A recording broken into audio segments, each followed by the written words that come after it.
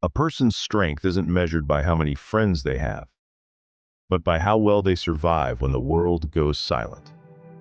This truth has shaped countless American success stories, from Oprah Winfrey to Steve Jobs, from Michael Jordan to J.K. Rowling. They all had one thing in common.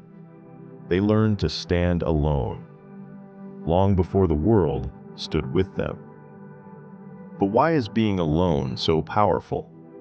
Why does solitude build people, while loneliness destroys them? Today's story will reveal a truth that might just change your life. Soft, emotional music fades in. Once, in a small coastal town in Maine, lived a boy named Ethan. Ethan hated silence. He always wore his headphones, scrolled endlessly on his phone, and surrounded himself with people.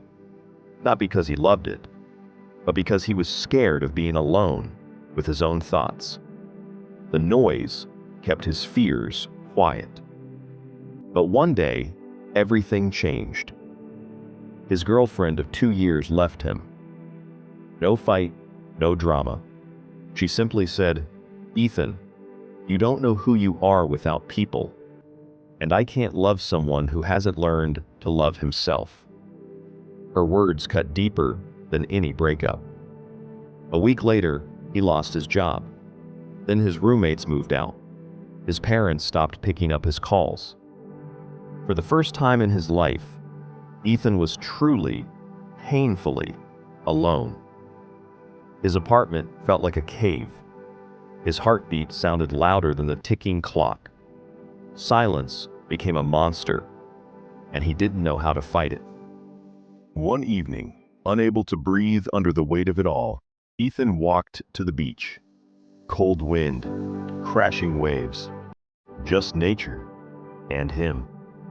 He sat down and whispered, "I don't know who I am anymore." No one answered, but in that silence, something shifted.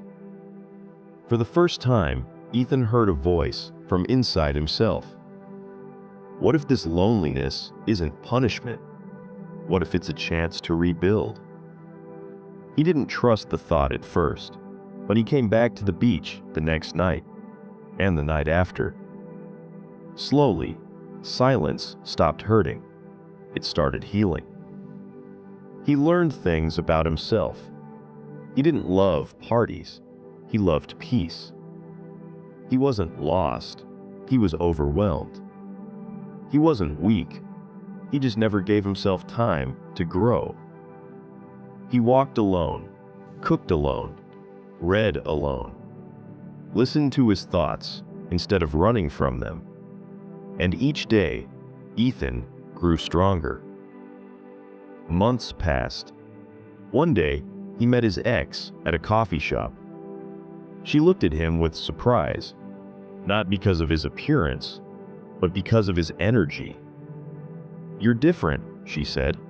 "You look peaceful." Ethan smiled. "I finally learned to be alone," he said. "And now, I'm never lonely." A year later, Ethan became a successful creator, teaching mental strength to millions. People always asked him, "How did you become so confident?" And he always gave the same answer: "I stopped running from myself. When I finally sat alone, I met the person who changed my life." The lesson: being alone isn't a weakness. It's the birthplace of strength.